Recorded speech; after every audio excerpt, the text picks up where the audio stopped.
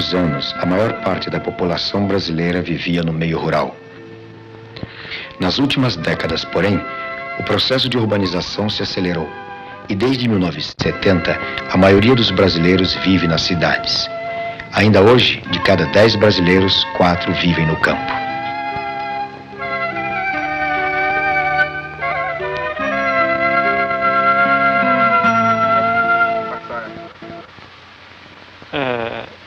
Olha, a gente, desde que eu saí da escola, eu já me conheci como lavrador e sempre renovando aquelas esperanças de um ano para outro, de sempre progredir, sempre melhorar, mas para o pequeno agricultor, olha, é difícil, viu? As condições não são fáceis para se levantar, para progredir. As migrações internas não são um fenômeno novo no Brasil. 10% dos brasileiros vivia fora de seu estado natal em 1950. 10 anos mais tarde, este número havia dobrado. O êxodo rural, o abandono do campo por pessoas que irão viver nas cidades, também não é um fenômeno recente, mas nos últimos anos muito se acentuou. Eu não sei, aqui para nós não dá mais para tocar aí. Nós queremos trabalhar aqui para estudar na cidade, não adianta. Meu pai quer que nós vai morar em São Paulo para ver se nós estuda e pega um ofício melhor. A gente vai trabalhando, estudando, a gente vai ser qualquer coisa na vida. Você acha que a vida lá em São Paulo vai ser mais legal, mais gostosa? Eu acho, viu, porque aqui pra gente é fogo, viu, pra trabalhar debaixo de sol, é chuva, tem perdão, viu. Agora em São Paulo, lá o senhor trabalhando numa firma aí, a gente trabalha na tranquilidade. Aqui se chove a gente não ganha, lá a gente tá trabalhando, não tá molhando, tá ganhando da gente. No Brasil, cerca de 15 milhões de pessoas trabalham na agricultura. Destas, 4 milhões são empregados, cerca de 1 milhão empregadores. Os restantes 10 milhões trabalham por conta própria ou sem remuneração. Para cada brasileiro trabalhando na indústria, há 2 trabalhando na agricultura.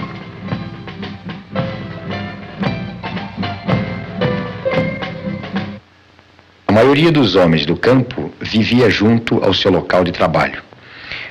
Ao formalizar as relações de trabalho na atividade agrícola, o Estatuto do Trabalhador Rural causou uma mudança na mentalidade dos proprietários. A gente não pode ter a família, é um problema que a gente pode adquirir tendo às vezes um parceiro, alguém para ajudar na propriedade. Como tem surgido casos aqui de dar sérios problemas. Então, se voltasse como antigamente, tempo de colonos, essas coisas, então eles tinham mais liberdade com a gente com eles, não tinha esse problema de tempo de serviço, você tinha mais confiança entre o agricultor, o proprietário e o trabalhador, o empregado. Quer dizer, hoje eles ficam na propriedade da gente, mas já visando de amanhã ou depois receber aquele tempo de serviço. Quer dizer, isso dificulta muito para o pequeno lavrador. É justamente isso. Se a pessoa der inteligência, ele não arruma nada. Por quê? É só desse negócio de lei, né? Porque ele vê que a pessoa é inteligente, então ele fala, esse inteligente aí eu não posso aproveitar dele. Eu vou aproveitar dele como ele é inteligente. Eu estou aproveitando, ele está guardando tudo. Depois ele me sorta tudo isso aí, ele vai me fazer uma reclamação, eu estou perdida. Porque um fazendeiro com nome sujo é muito sujo. Um fazendeiro, um situante com nome sujo numa delegacia, ele é sujo mesmo. Então quer dizer que eles têm aquilo, né? Eles não ajustam a gente dessa. Quando eles dizem que a pessoa é ativo, que compreende a lei, eles não ajustam. Não, eles não dão serviço.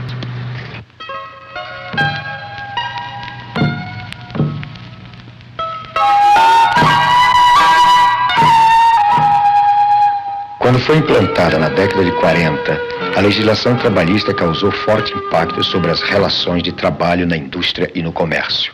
Ao definir melhor as responsabilidades do empresário agrícola, o Estatuto do Trabalhador Rural causou impacto semelhante. Uma das consequências foi estimular a presença do intermediário na contratação de mão de obra. 15 anos. 15 anos que eu venho adotando com gente assim. E sempre um tempo bom, um tempo para caça. O que o senhor faz com esse pessoal? O senhor... Trabalho assim na rural. Eu pego o serviço com o constituinte e ponho eles. E ganho 1 cruzeiro cada pessoa. Quantas pessoas o senhor leva? Leva 112, 100, 90, 80, 50. Essa base. Quando está bom de serviço, precisa mais gente, é 100, de 100 a 150 pessoas.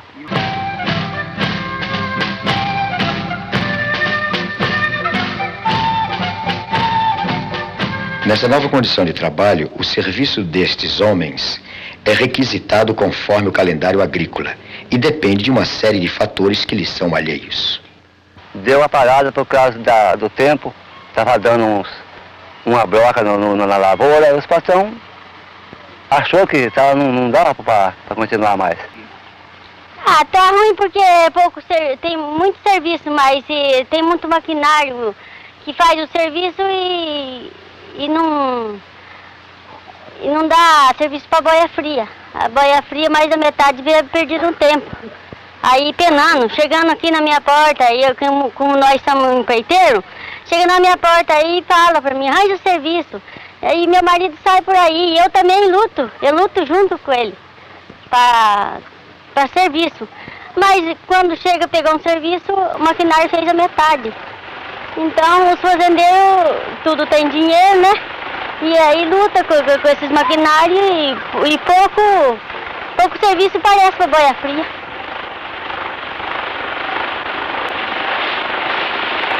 Desenvolvidas em países altamente industrializados, as máquinas agrícolas efetuam, com auxílio de poucos operadores, tarefas que anteriormente obrigavam o emprego de grandes contingentes de trabalhadores rurais.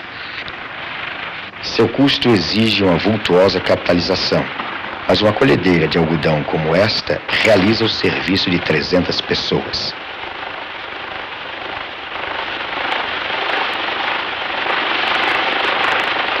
Em 1946 havia no Brasil 6.000 tratores agrícolas. Hoje o país fabrica 60.000 tratores por ano.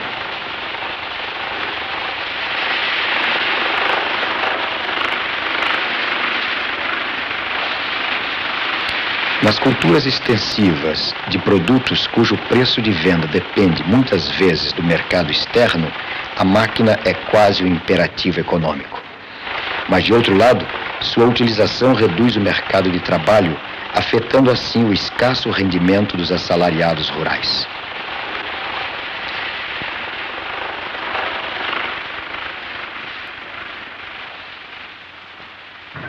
E que essa parte da mecanização é muito necessária também para o país. O país precisa de renda.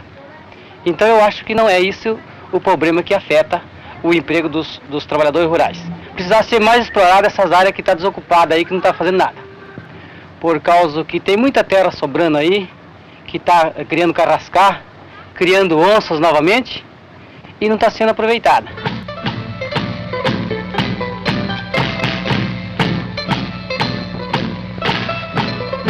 Também a pecuária, transformando em pastagens áreas cada vez maiores de nosso território, contribui para diminuir as oportunidades de trabalho no meio rural.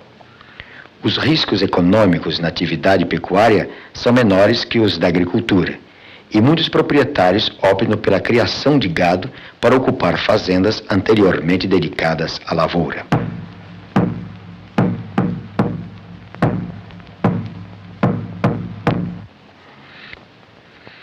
Dispunham os brasileiros primitivos de casas e terrenos em quantidade muito superior às suas necessidades.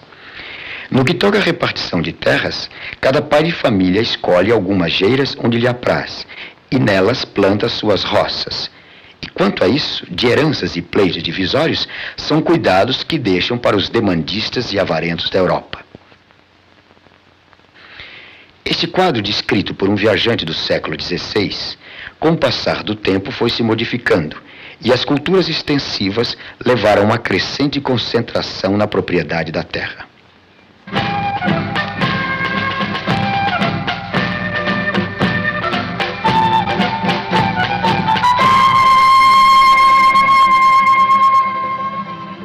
Nós estamos mais ou menos no centro de uma fazenda. Em toda essa fazenda, esse panorama aqui, toda era habitada com trabalhadores assalariados e pequenos produtores.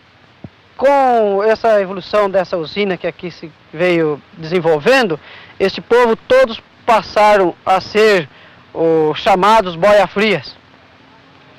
E eu acho que com esse desenvolvimento houve uma grande vantagem e riqueza para a nação.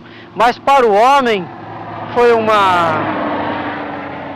atrasou, o homem ficou sem dignidade humana para trabalhar nessa região. Esse povo foi tudo para esses rebaldes das cidades, onde está quase surgindo as favelas também aqui no interior. Eles ganham a vida trabalhando aqui mesmo nessa fazenda, viajando de caminhões, como seja transportado pior do que os porcos, pior do que os bois, pior do que qualquer animal, o homem está sendo transportado nessa via asfaltada, isso que nós estamos vendo aqui.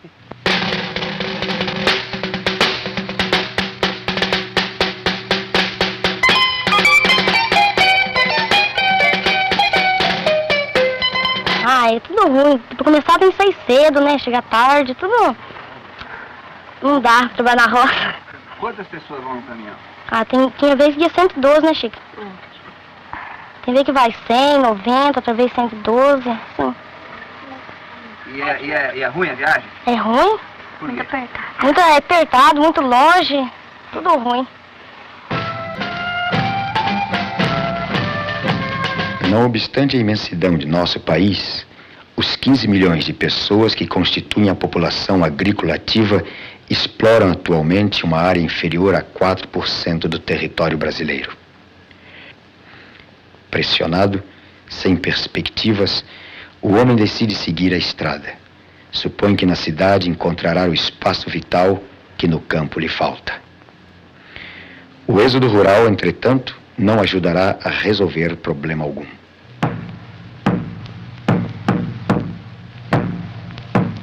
Boia-fria resolve o problema? Não resolve, não resolve. Por quê? É difícil, por causa que eles são uma gente com menos esperança do que a gente ainda, porque eles têm aquele salário deles e sabem que eles vão ficar a vida inteira naquele, então quer dizer, eles não se preocupam em fazer render o serviço da gente, eles vêm para cumprir o horário, tanto faz eles fazer bastante como não fazer nada, quer dizer, para eles não interessa o que eles vão deixar de lucro para o patrão. Quer dizer, o boia fria quebra o galho, mas não resolve o problema da gente.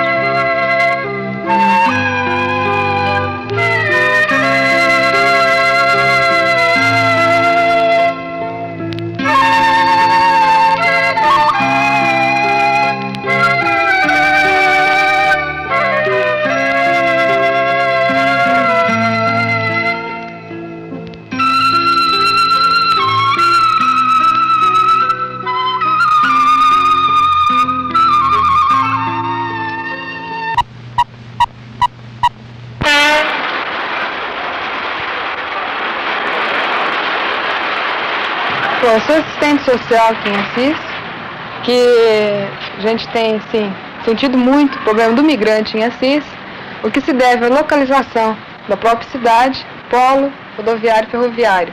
Então nós estamos praticamente em divisas com os estados do Mato Grosso e Paraná. Inclusive esse daí a gente faz uma tabulação assim, mensal. Então entre as causas assim, que tem maior número é a procura de emprego, caminho e tratamento médico. Olha, agora começou a diminuir por causa da safra, né? Então, quando a safra diminui e na entre-safra aumenta. A redução das oportunidades de emprego na agricultura é agravada ainda pela alta taxa de natalidade que costuma ser, no meio rural, superior à das cidades. Inclusive, a pessoa aqui no bairro aqui, eles casam, mas não olham o futuro. Muita gente casa aqui e não tem condição de casar. Não tem o seu pé de meia suficiente para casar, porque atualmente a vida aqui na roça não está fácil, não. Sei lá, eu já sou totalmente diferente. Eu quero fazer o pé de meia para depois dar um padrão de vida suficiente para a mulher, porque casar de hoje em dia não é fácil. E se a pessoa não tiver um sitinho, assim, uma propriedade própria, para viver do ordenado, não é fácil, não. E a pessoa não encara essas coisas. Ele quer saber só de produzir os filhos e não dá guarida para os filhos.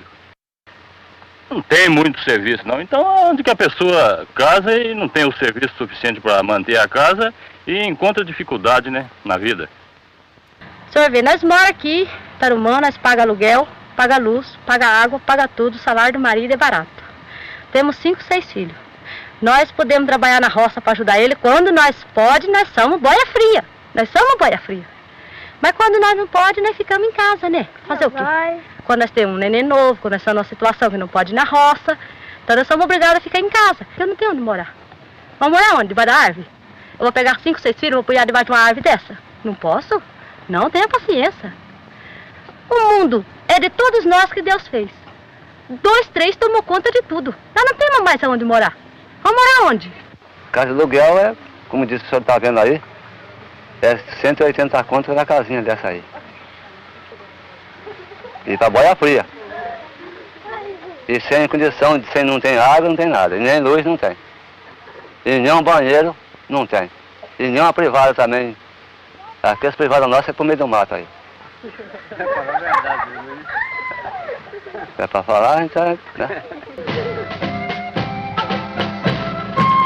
O baixo nível de renda destes homens dificultará sua integração ao meio urbano.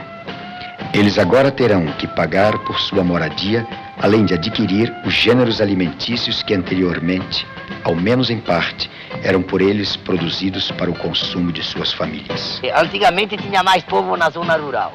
O comércio na zona rural, há 5 anos atrás, era 100% melhor. E hoje já existe fracasso na zona rural. Na zona rural você acaba encontrando as pessoas que vêm comprar de você muito fraquinho demais.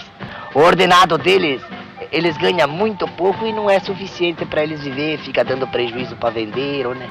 Então tem todos esses problemas. Neste esforço para garantir a sobrevivência da família, até mesmo a perspectiva de dar educação aos filhos é prejudicada. A escola deles são essas, igual eu lhe expliquei. Que até justamente eu vou tirar esse mais velho. Vou mandar ele para quarta cana. Por quê? Porque elas me pedem tanta coisa, elas querem que eu sustente meu filho como rico e eu não sou rica. Sou pobre, senhor. Então, nós somos obrigados. Agora, cada folha, cada livro que vem, cada papel que vem, cada uniforme, tudo é uma exigência dos infernos que nós temos que acudir aí, né? Então, eu não posso, nessa condição não dá. Eu pego e tiro. Vá pra roça. Então, a gente criando no resumo da roça, criando ali, quer dizer que ele dá mais um bom homem do que ele viver no estudo. Porque tem milhares de ladrão que são estudantes. Estuda só para roubar. Só para roubar, para fazer desordem, para fazer tudo. Tudo que não presta. Eles estudou para aquilo, né? Quer dizer que a vida na roça, a senhora acha que é mais saudável para... Ela é mais penosa. O senhor vê, é uma vida sacrificada, levanta à madrugada, é frio, é sol, é chuva. Mas é uma vida que o sujeito tá ali derramando suor. Ele sabe o peso do corpo dele. Ele sabe quanto que ele derramou. Ele sabe quanto que o pai sofreu para criar ele. Então ele cria um homem honesto. Ele cria um homem do trabalho. Um homem que ele reconhece o que é a lavoura, ele conhece a lavoura. Procura um estudante que ele conhece da lavoura. Eu conheço. Eu conheço até quando vai dar bicho no algodão. Eu com 7 anos meu pai me pôs na roça. Meu pai não me deu leitura. Eu carpo, eu tombo terra com animal, eu gradeio, eu risco, eu planto, eu pinto as canecas. O que me ponhar na roça, eu roço, dou homem, eu derrubo mato, eu faço tudo. Não tenho leitura nenhuma. Mas pertenceu à lavoura, eu conheço tudo.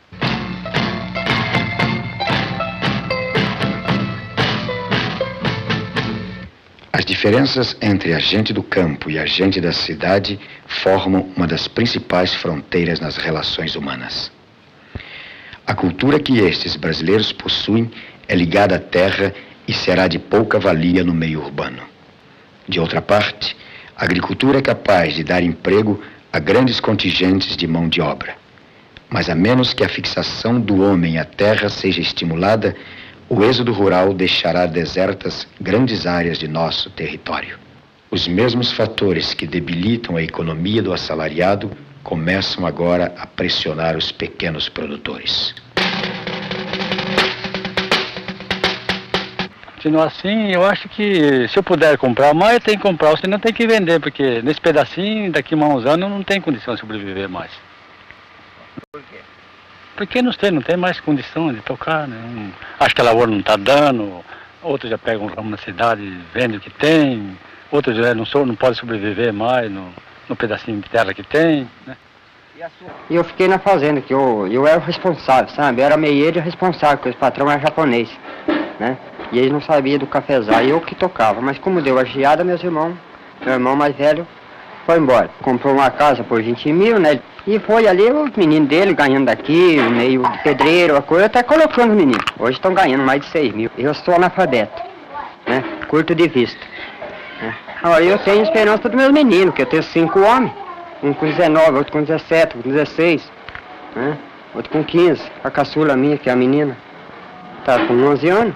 Vamos esperar por eles. Eles vão se formar para eles trazerem qualquer coisa para casa. Vamos ver se nós não passamos fome. Acredito que não, né?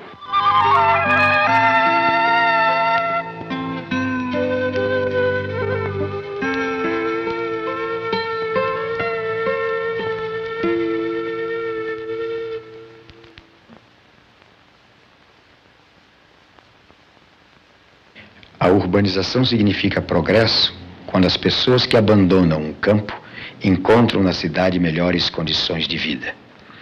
Nos últimos 40 anos, enquanto triplicava o total da população brasileira, o número de habitantes nos centros urbanos sextuplicava, passando de 13 para 80 milhões de pessoas.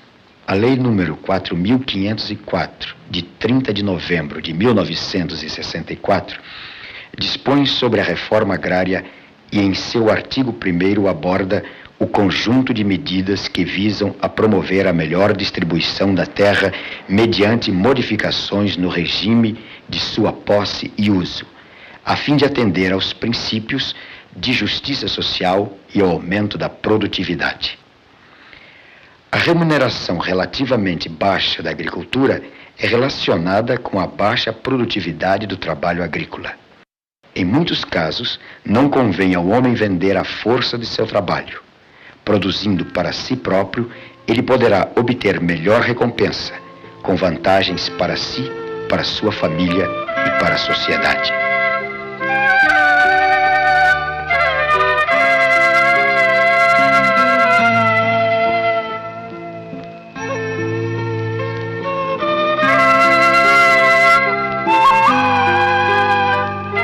Aonde irá dar o caminho que conduz o homem para longe da terra do seu próprio país?